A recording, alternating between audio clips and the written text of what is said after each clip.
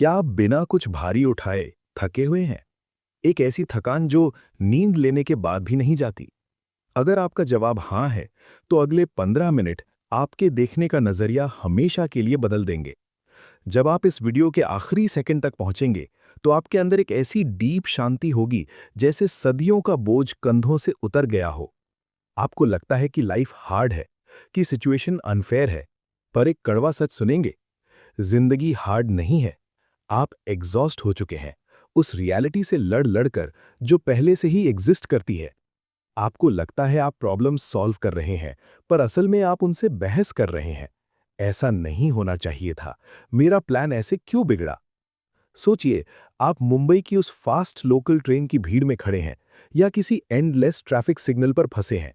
बाहर शोर है, पर सबसे बड़ा शोर आपके दिमाग के अंदर चल रहा है।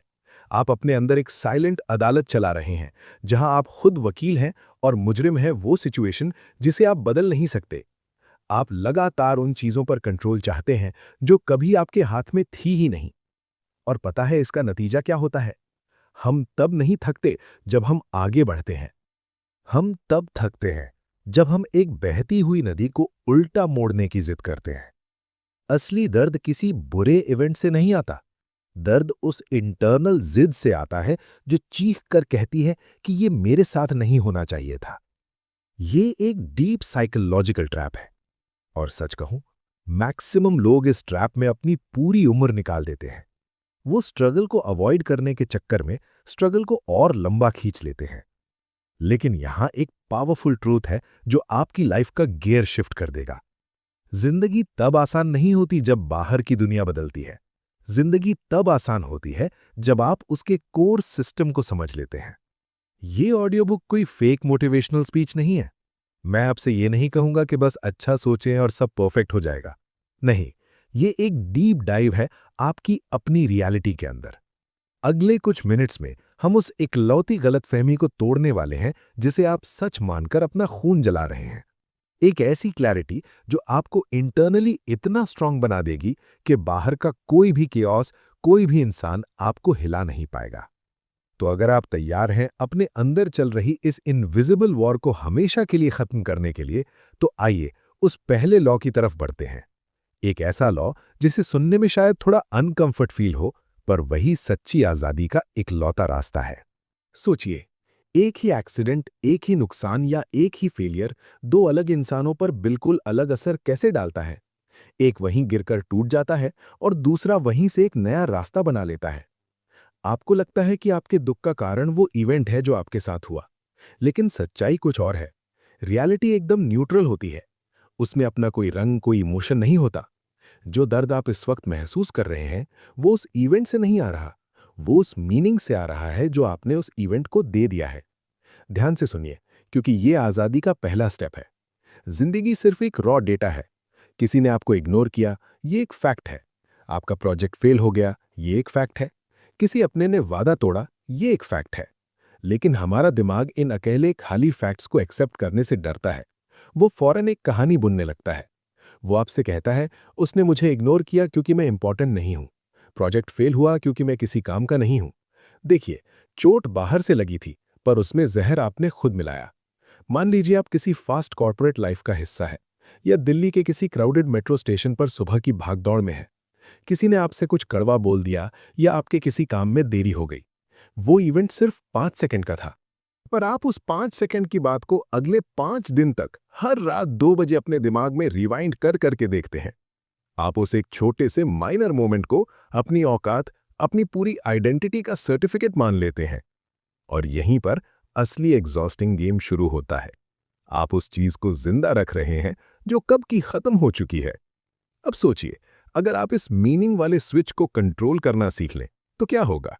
सोचो, आपकी मेंटल स्टेट पर क्या असर पड़ेगा अगर आप हर रिजेक्शन, हर छोटी डिले को अपने ईगो और सेल्फ वर्थ से जोड़ना बंद कर दें। आपकी आधी से ज्यादा लाइफ की टेंशन अभी इस एग्जैक्ट सेकंड में हवा हो जाएगी। अगर इस वक्त आपके अंदर कुछ शिफ्ट हो रहा है, अगर आपको लग रहा है कि हाँ, मैं सच में अपने ही बनाए हुए ख्यालों का बोझ उठा रहा था, तो किताब की आवाज को अभी सब्सक्राइब कर लीजिए। मैं चाहता हूं कि हमारा ये बॉन्ड हमेशा के लिए बन जाए, ताकि जब भी लाइफ भारी लगे, मेरी आवाज आपको वापस इस ग्राउंड रियलिटी पर ला सके। और इस वीडियो को लाइक जरूर करें, क्योंकि आपका एक कनेक्शन इस डीप ट्रूथ को किसी ऐसे इंसान तक पहुंचा सकता है जो इस वक्त अकेले में साइलेंटली सफर कर रहा है। अब एक कदम और डीप चलते हैं। अक्सर लोगों को लगता है कि इस सिचुएशन को एक्सेप्ट करने का मतलब है हार मान लेना या वीक बन जाना। ये सदी का सबसे बड़ा झूठ है। एक्सेप्टेंस का मतलब कमजोरी नहीं, एक्सट्रीम क्लैरिटी है। जब तक आप चीखते रहेंगे कि मेरे साथ ही ऐसा क्यों हुआ, आप सॉल्यूशन के दरवाजे पर ताला लगाए खड़े हैं। रियलिटी आपकी परमिशन नहीं मांगती, वो बस घट ही आती है। जब आप फाइनली रियलिटी से लड़ना छोड़ देते हैं, जब आप फैक्ट को सिर्फ फैक्ट की तरह देखते हैं बिना किसी कंप्लेन के, तब एक अजीब सा ठहराव आता है। आपका दिमाग शांत होने लगता है, आपकी सांसें डीप हो जाती हैं, क्योंकि तब आप रिएक्शन से निकलकर रिस्पॉन्स वाले जोन में आ जाते हैं। आप रोते नहीं कि चोट क्यों लगी, आप डायरेक्टली सोचते हैं कि अब इस चोट को ठीक कैसे करना है। लेकिन यहाँ एक बड़ा सवाल और एक नया लूप बनता है। हम सब जानते हैं कि शांत रहना चाहिए, फिर भी हम इतनी जल्दी हर्ट क्यों होते हैं? हमारी एक्सपेक्टेशंस ऐसी कौन सी इनविजिबल चेन से बंधी हैं जो हमें ठीक से सांस भी नहीं लेने देती? अगले फेज में हम उसी इनविजिबल कॉन्ट्रैक्ट को तोड़ने वाले हैं। सोचकर देखिए, लाइफ का सबसे बड़ा और थका देने वाला बोझ फिजिकल नहीं होता, वो साइकोलॉजिकल होता है। और उस बोझ का नाम है एक्सपेक्टेशंस, यानी हमारी उम्मीदें। हम सब अपने दिमाग में एक इनविजिबल कॉन्ट्रैक्ट बनाकर घूमते हैं, एक ऐसी स्क्रिप्ट जिसमें हमने पहले से डिसाइड किया हुआ है कि दुनिया को कैसे चलना चाहिए। हम उम्मीद करते हैं कि हम ऑनेस्ट हैं तो लोग भी हमारे साथ वफादार रहेंगे। हमने अपना 100% दिया है तो रिजल्ट हमारे हिसाब से आना चाहिए। हम ये मानकर चलते हैं कि लाइफ को फेयर होना चाहिए। लेकिन एक शांत और कड़वा सच सुनिए, रियलिटी ने आपके इस कॉन्ट्रैक्ट पर कभी साइन नहीं किया था। जिंदगी किसी फेयरनेस के रूल पर नहीं चलती, वो कॉज, इफेक्ट और कॉम्प्लेक्सिटी पर चलती है। बारिश ये देखकर नहीं रुकती कि आपने नए कपड़े पहने हैं, वो बस होती है। उसी तरह जब आपकी उम्मीदें रियलिटी से टकराती हैं और टूट जाती हैं, तो आपको लगता है कि आपके साथ धोखा हुआ है। जरा इंडिया के किसी भी आम घर या आम रिश्ते को देखिए। एक इंसान अपनी पूरी लाइफ अपनी लिमिट्स पुश करके अपने लोगों के लिए साइलेंटली सैक्रिफाइस करता है। वो बिना कंप्लेन किए सब कुछ करता है, सिर्फ इस एक उम्मीद में कि कोई एक दिन आकर बिना बोले उसकी वैल्यू समझेगा, उसकी रिस्पेक्ट करेगा। और जब बरसों बाद वो अप्रिसिएशन नहीं मिलता, तब एक ऐसी घुटन पैदा होती है जो इंसान को अंदर से खोखला कर देती है। ध्यान से समझिए, दर्द उस बात का नहीं है कि सामने वाले ने कुछ बुरा किया। दर्द इसलिए है क्योंकि उसने आपकी लिखी हुई स्क्रिप्ट के हिसाब से एक्ट नहीं किया। आपने एडवांस में अपना इमोशनल रिटर्न कैलकुलेट कर लिया था। तो क्या इसका मतलब यह है कि हम उम्मीदें छोड़ दें? क्या इसका मतलब सेटल डाउन होना या हार मान लेना है? नहीं। यहीं पर सबसे बड़ा टर्निंग पॉइंट आता है। एक्सपेक्टेशंस को छोड़ने का मतलब अपने आगे बढ़ने के रास्ते को रोकना नहीं है। इसका मतलब है अपने एंटाइटलमेंट को छोड़ देना। ये एक मैच्योर इंसान की निशानी है, जहां आप अपना बेस्ट देते हैं पर रिजल्ट को लेकर अपनी जिद छोड़ देते हैं। जब आप एक्सपेक्टेशन हटा देते हैं तो सामने वाले का हर एक्शन एक क्लियर इन्फॉर्मेशन बन जाता है। आप क्लियर हो जाते हैं कि कौन आपके साथ है और कौन नहीं। आप इमोशनल नहीं होते, आप बाउंड्री सेट करते हैं। यहां से एक और इल्यूजन सामने आता है। जब लाइफ हमारी एक्सपेक्टेशंस के हिसाब से नहीं चलती, तो हम एक डिफेंसिव मोड में चले जाते हैं। हम कंप्लेन करना शुरू करते हैं, मेरा ही टाइम खराब है, लोग ही धोखेबाज हैं, मेरी तो किस्मत ही ऐसी है। पता है हम कंप्लेन क्यों करते हैं? क्योंकि कंप्लेन करना एक टेम्पररी पेन किलर है। ये आपको एक छोटा सा कंफर्ट देता है। ये आपको एक सेफ जोन में रखता है जहां आप विक्टिम बन जाते हैं और विक्टिम को कुछ रिपेयर नहीं करना पड़ता। लेकिन जिस पल आप ये मेरे साथ ही क्यों हो रहा है इस सवाल को बदलकर अब इस सिचुएशन में मेरी रिस्पॉन्सिबिलिटी क्या है पर आते हैं, वही एग्जैक्ट मोमेंट आपकी लाइफ का मास्टर स्ट्रोक बन जाता है। रिस्पॉन्सिबिलिटी लेने का मतलब खुद को गाली देना या ब्लेम करना नहीं है। रिस्पॉन्सिबिलिटी लेने का मतलब है अपनी लाइफ का स्टीयरिंग व्हील वापस अपने हाथों में लेना। हो सकता है जो सिचुएशन इस वक्त आपके सामने है वो आपकी गलती से ना आई हो, पर उस सिचुएशन से खुद को बाहर निकालना सिर्फ और सिर्फ आपकी रिस्पॉन्सिबिलिटी है। जब आप कंप्लेन छोड़कर रिस्पॉन्सिबिलिटी लेते हैं, तब आपको सडनली एक नया दर्द महसूस होने लगता है। एक डीप अनकंफर्ट। आपका दिमाग आपसे कहता है कि रुक जाओ, ये रास्ता बहुत मुश्किल है। हम अक्सर इस अनकंफर्ट को दुश्मन मानकर वापस अपने पुराने आराम में लौट आते हैं।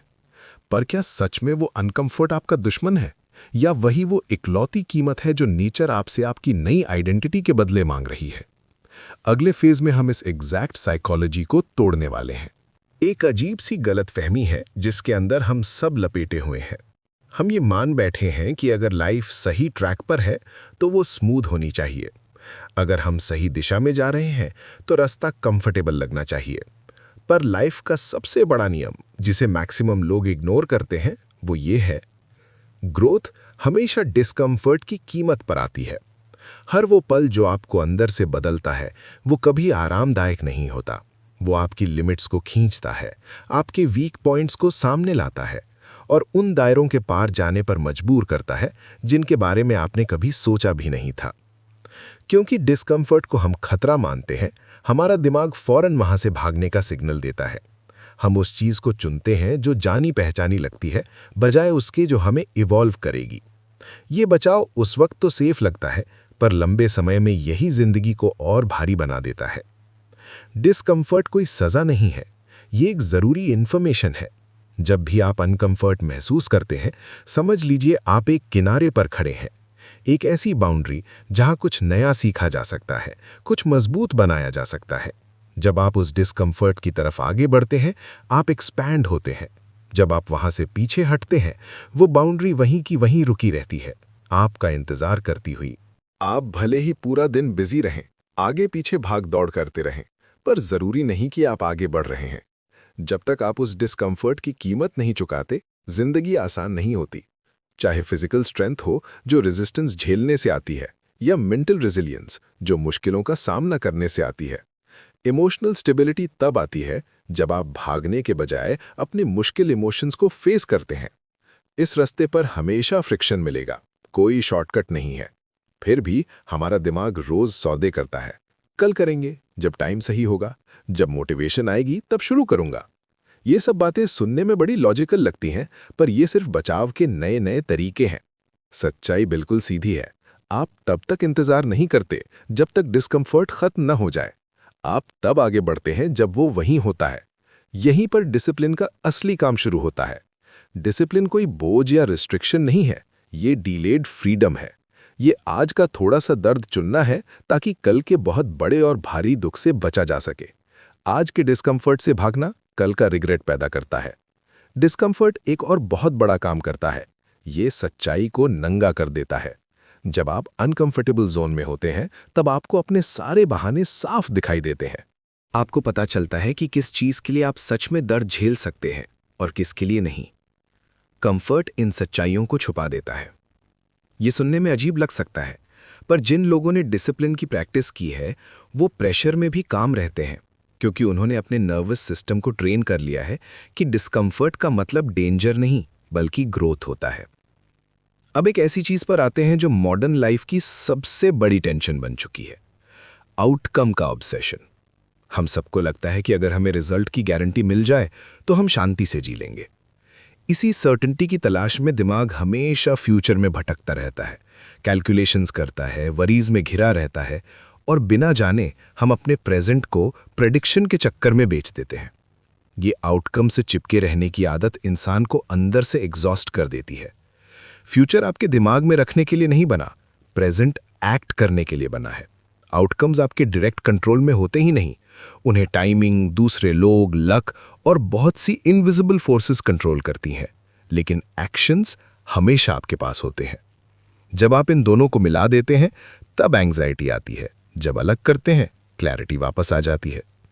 लोग इसीलिए नहीं रोते कि उन्होंने कोशिश नहीं की, बल्कि इसीलिए रोते हैं क्योंकि वो उस चीज को कंट्रोल करना चाहते हैं जो उनके हाथ में है ही नहीं।